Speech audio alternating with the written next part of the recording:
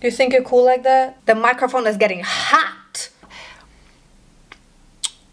Dumb menace. That's confidence. Our favorite part.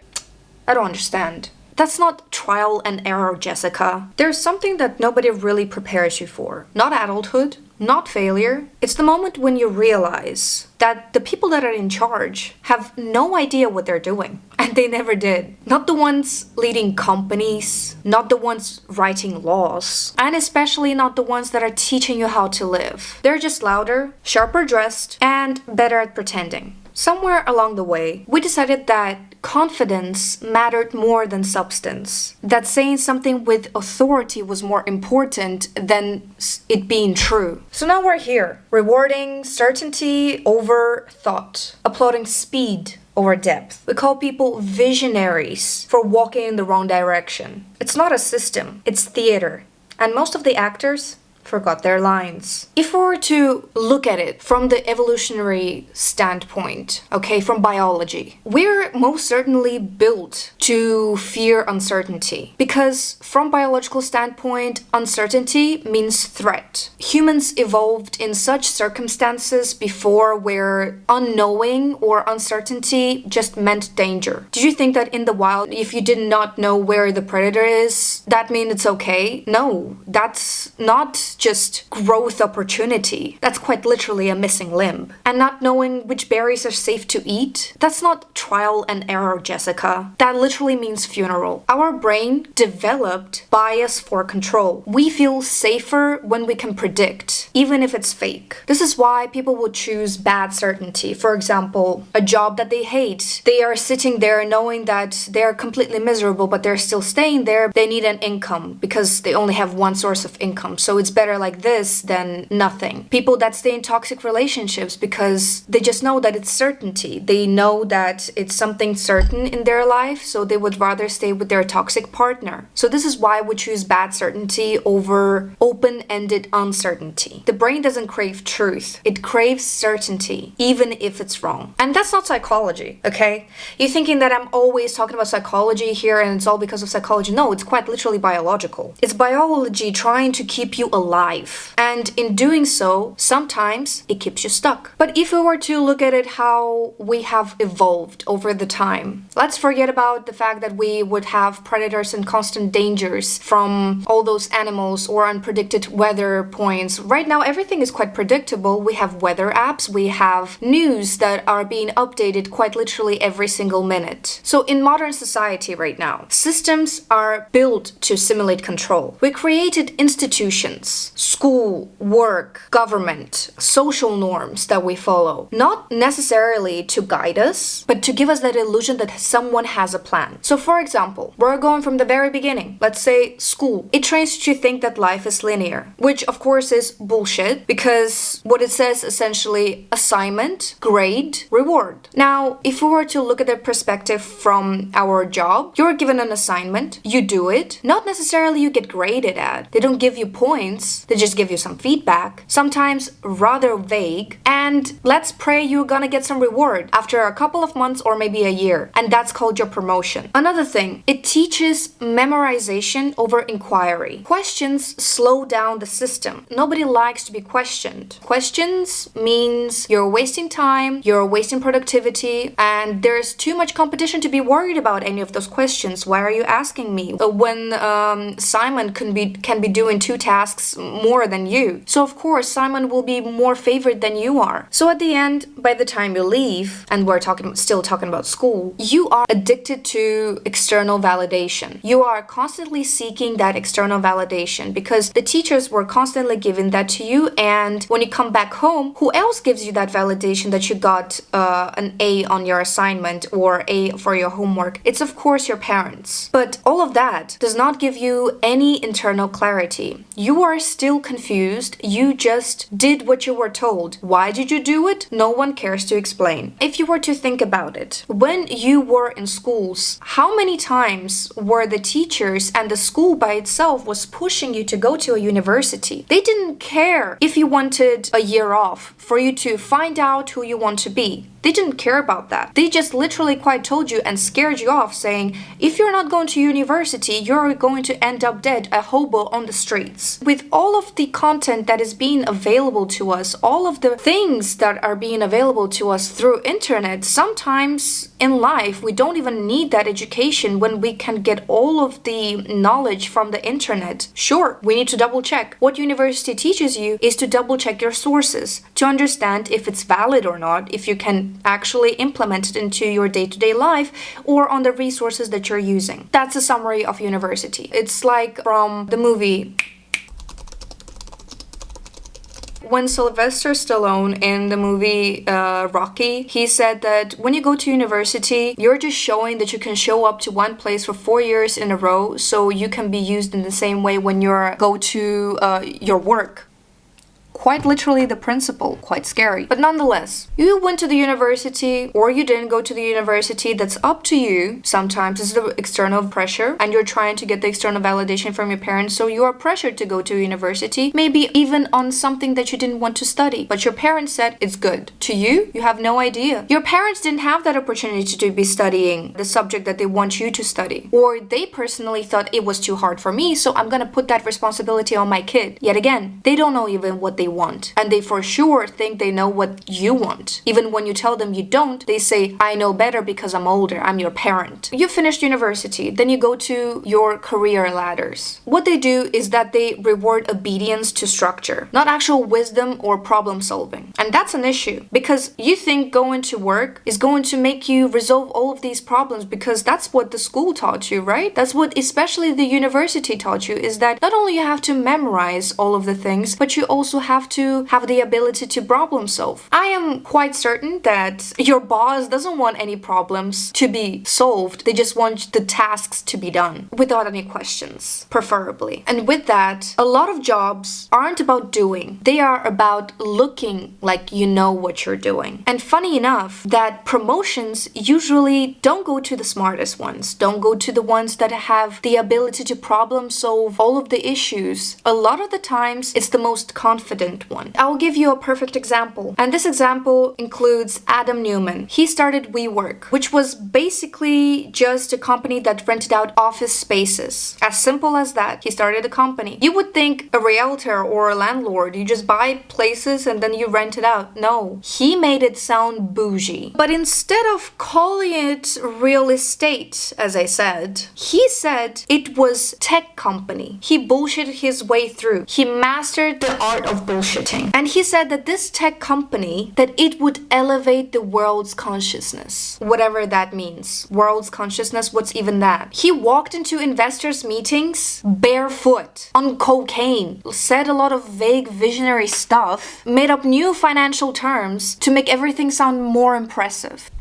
That's confidence. That's when you show up and you're like, I have no idea what I'm doing, but as long as I act like I do, people are going to buy it. And that's a lot of the times the case. You think salespeople really believe in the product? They are forcing themselves to believe in it. They are literally gaslighting themselves in order to believe that the product is the best thing that has been ever created. They don't believe that it is, but they have to gaslight themselves. And the funny thing is, people bought it. Bought into that whole idea. Quite literally. They invested money. He raised not just millions, he raised billions of dollars just by sounding confident. That's convenient. But the problem is, WeWork tried to go public, and that's where everything went downhill. That's when people finally looked at the numbers and realized he had no idea what he was doing. Zero. No clue. That's when company crashed in value. Thousands of employees lost their jobs. But Adam Newman, he walked away with $1.7 billion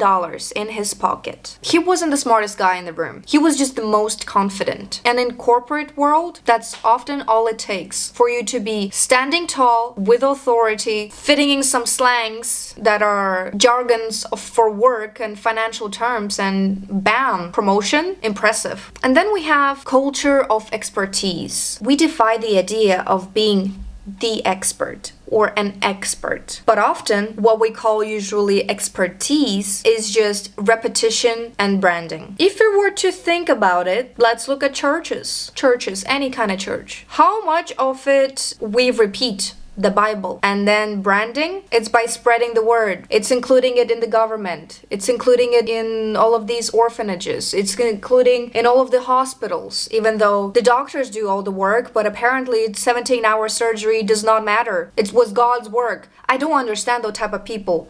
You be on your deathbed. The doctor was there working on your heart for 17 hours. They come out of the surgery feeling better and they're like, it was all God.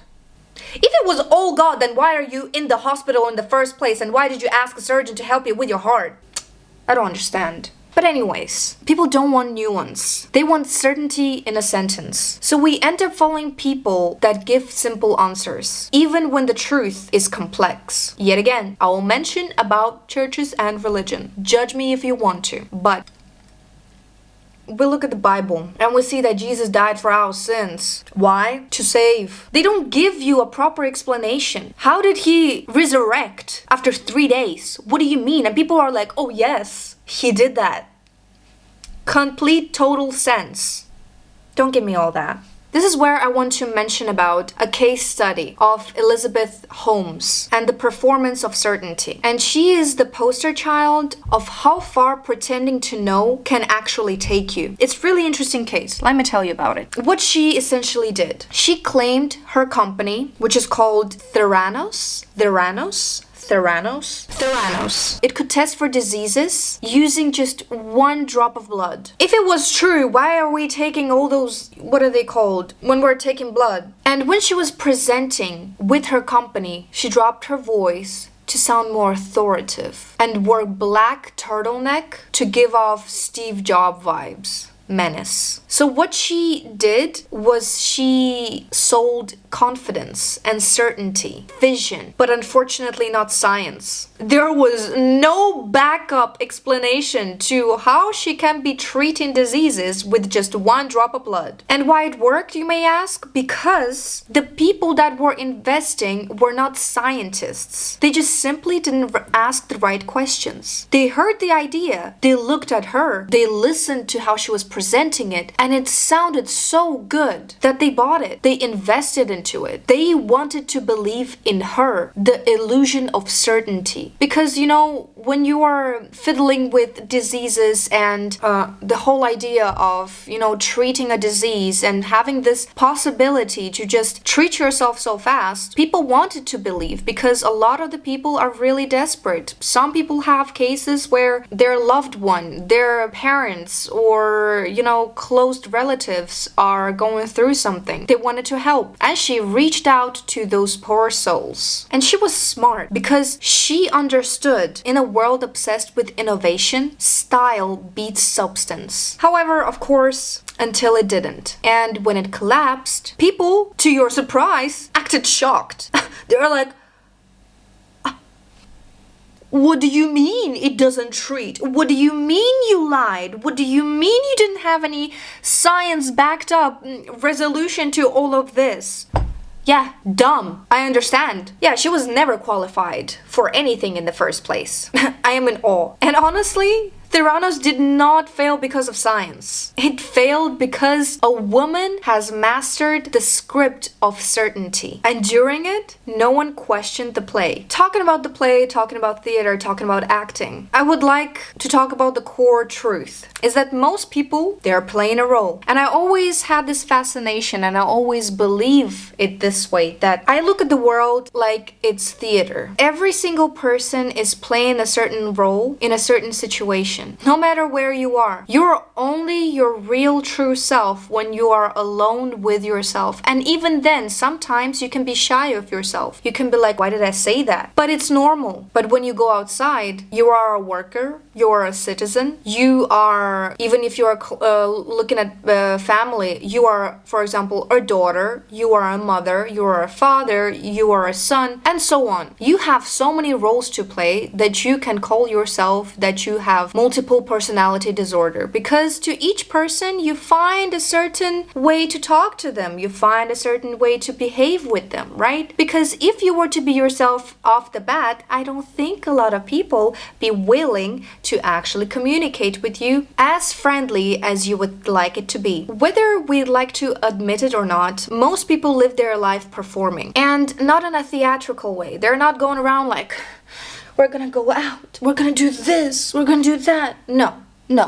They're performing in a way that is more intrinsic rather than extrinsic. We're doing it in survival-based, socially coded, strategic way. We wear masks. We edit ourselves in real time. Because deep down, we know that being perceived as uncertain, soft, or in process comes with a risk. So what do? We project confidence, whether you like it or not. Even the most insecure people, they project even 1% of confidence within themselves, because they don't want to be perceived even more shallow than they are. They just feel embarrassed. They feel like they're not worth anything at all. So at least that 1% is going to give at least a little bit of satisfaction. So we are ending up polishing all of our rough edges. We need to look like that we know, even when we don't. Because we're terrified that looking unsure or uncertain means we're more likely to be excluded, disrespected, or replaced. And you know what? It's not personal. It's quite literally structural. It's amazing that we have convinced ourselves so much that we think that this is the norm of how we should behave, of how we should interact with one another. We put ourselves in a box and expect things to be natural and expect things to go as we like. But if from the very beginning you're not acting the way that you usually would be acting, or not acting the way that you usually would want things to turn out, you're going to get the result that you're acting towards for, right? Interesting.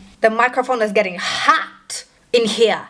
It's getting hot with all the truth. I can't take it anymore. But guess what? We're gonna look at the psychology behind it. Our favorite part. It's all due to the imposter syndrome, sis. It's due to the imposter syndrome. And it become the norm. That's the whole problem of it, sis. In the Harvard Review study, found up to 82% people, 82%, across all industries, not just one, not just two, all, experience imposter syndrome at some point. And I bet you did too, because I did. And this includes CEOs, surgeons, award-winning artists, and yes, probably your therapist too. But nobody talks about it. Why? Because even saying, oh, I don't think I belong here, can potentially jeopardize your perceived credibility. And guess what, honey? Perception is currency. So if we were to compare in real life, look at managers and leaders. Many middle managers are promoted not because they're emotionally intelligent or strategically brilliant, but because they were good at looking like they had everything under control. Unfortunately, behind closed doors, a lot of them are overwhelmed, undertrained, and quietly drowning in imposter syndrome. Their job right now is to project certainty, to motivate, to delegate, to lead, even when they're struggling to understand, to comprehend the whole structure of the systems that they're managing. You think that all of your managers right now that at work, they know what they're doing? They are as confused as you are. And whenever they have some issues with you, it's just because in their perceived reality, you did not do it to their standards, by the book, by the instructions that were given by another manager. So, I'm not saying forget about all the work, forget if you're doing well or not. No, that's not what I'm saying. All I'm saying is, a lot of the times, you're gonna get feedback. You're gonna get feedback that is going to tell you that you're shit. And I must tell you that most of the times you're not shit. It's just you are not doing by the standard or by the thought of that manager of how you should have completed it. A lot of the times the instructions that are given to you are vague. Let's be honest with that, right? A lot of the times the instructions that were given to us are just half-assed, and they want you to guess how you want your work to be done. They're like, you're an adult, so you should be knowing how to do your job. I am sorry, But a normal person that wants things to be done their way would explain to you from A to Z of how you should have done it. But if you just explain me from A to a D, how am I supposed to know the rest? Where am I supposed to look for the information? You give me vague tasks and you expect me to give you a perfect A to Z plan and explanation to the whole thing that you've given me? Excuse me, that's not going to happen. Not today, hun. Anyways, as you have realized right now that all of these managers are just plainly playing a role. They were given a role that they should be acting, and now they're like, okay, these are my lines and this is how I should be doing it. To which a lot of the times in your life, what you're doing exactly the same. You think a manager should be acting like this, but you don't think that a manager can be doing something that is a little bit outside the box because that's not in the books. Now think to yourself, maybe next time that you're at work, you can do things a little bit of your own way rather than listening only at the instructions that are given to you. Sometimes that can be praised. Sometimes that can be looked at and go like, what did you do right there? I do not like that. But it's okay. At least you tried. We are doing things to try, sometimes to fail, sometimes to succeed, and then to see what works best for us. Because imagine if you can do things more like your way and the management actually realizes it, that you're producing some good work, then you're going to enjoy your work by like, let's say 20% more rather than that negative 20%. But looking at all of this performance that we're constantly trying to give, let's talk about the cost of all this performance. When we spend our lives playing a role, a few things happen. We end up feeling disconnected from people, and we can even think of situations like you go out socializing, right? And then because you were acting a certain way, like socially appropriate way that is not exactly like you. I'm not talking about going crazy. I'm not telling you to go ham. I'm just telling you that you could be giving comments that is a bit more like you, but rather you think, oh, they think I will be weird, so I'm rather just say something bland. They ask you, how are you today? And you just reply with the normal, I'm okay. And you can literally tell them, I don't know. They ask you, how are you? And you can say, man, today I'm just feeling like it's not going my way because, and then you can explain. I'm not telling you to do that with every stranger, but if one day you just feel like you need to be ranting to some random stranger, do it. It's gonna be memorable for them. It's gonna be relieving for you. Don't trauma dump them, but just say something a little bit more vaguer than just like, on the line of trauma dumping. So because of all these interactions that we're having with all of these people, we are not being our authentic self. When we're not being our authentic self, we do not actually connect with people. We connect with the persona that we have created to be with that person. So you cannot talk to them further than the potential conversations that you're having with them. Next time, try out something more of you, so they actually get to see you as a person, and if you do connect, it will be an authentic connection. Another point is we end up feeling exhausted. And I'm not saying that you're feeling exhausted just from work, but it's from maintaining the illusion. The maintaining of the illusion, oh, I am certain of this, I am perfect, I know how this should be done, I always know what's going to be next. It's like when you go to work and you come back home feeling exhausted. You didn't do anything extraordinary. You just communicated, done some paperwork, it should have been taking you that much energy, but you come back home and you just don't want to do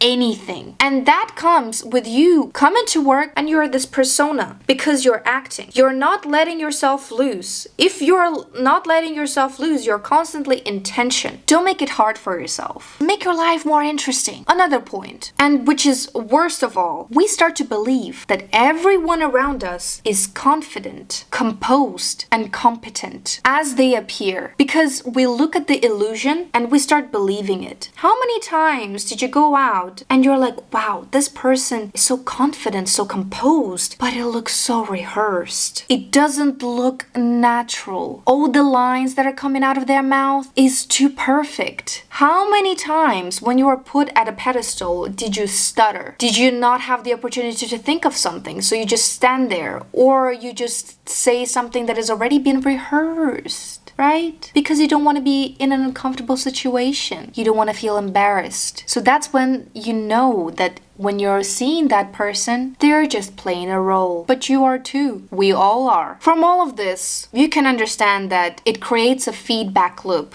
which is I'm faking it, but everyone else looks so real. So I must be the fraud. But the real problem isn't that we don't know what we're doing. It's that we think we're the only ones who don't. This is the moment when I think everyone should be honest with themselves. I'm not saying directly talking about it, but just looking at eye to eye and understanding, hey, I am in deep shit as much as you are. Let's figure it out. Let's see where this goes. I don't know if I'm doing right. You don't know if you're doing right. Hey, it got me to this point in my life because a lot of the times you look back and you're like, how did I end up here right now? What you looking at? Me? I know. I'd be looking at me too. And we need to consider the cost of all of this. And I'm not talking about just performing and all the above that I've been talking about. You know what's the worst part of all of this? It's not just that we're pretending. It's that we don't know how to stop. Because we have built entire identities around that illusion. Around knowing, around performing, around never hesitating. And after a while, you start to wonder, if I stop pretending, who am I underneath all of that? Because that's the thing that no one prepares you for. Not the fear of being lost, but the fear of finally being real and realizing that you've never really practiced it. And it's terrifying because who are you underneath all of that illusion? Are you really that person that you're at work? Are you really that person when you're at home, when you're a wife or girlfriend? Are you really that person? So think to yourself, who are you underneath all of that illusion? And there is a man near my parking lot. I don't know his name, but he stands there almost every morning, staring at the dent of his car. Just staring. Same spot, same frown, just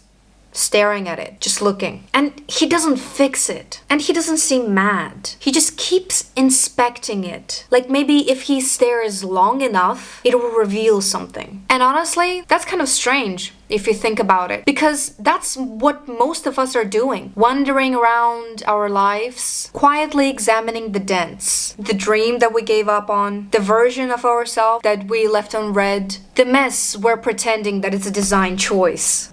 We dress it up, call it ambition, call it alignment, call it knowing what you're doing. But half the time, we're just standing there, emotionally cross-eyed, thinking, was this always here? Did I do this? Is this normal? Should I care more? And maybe the answer is yes. Or maybe the answer is, you're in a parking lot, love. Nobody knows why you're here. So keep staring if you need to. Just don't convince yourself that the dent means that you're broken. It might just mean that you've lived, that you've experienced something. And if nothing else, at least you noticed. And if anyone tries to sell you certainty, make sure to ask them for a receipt. But you know what? I gotta tell you something. Get your shit together. Get it all together and put it in a backpack. All your shit so it's together. And if you gotta take it somewhere, take it somewhere, Take it to the shit store and sell it. Or put it in a shit museum. I don't care what you do. You just gotta get it together. Get your shit together.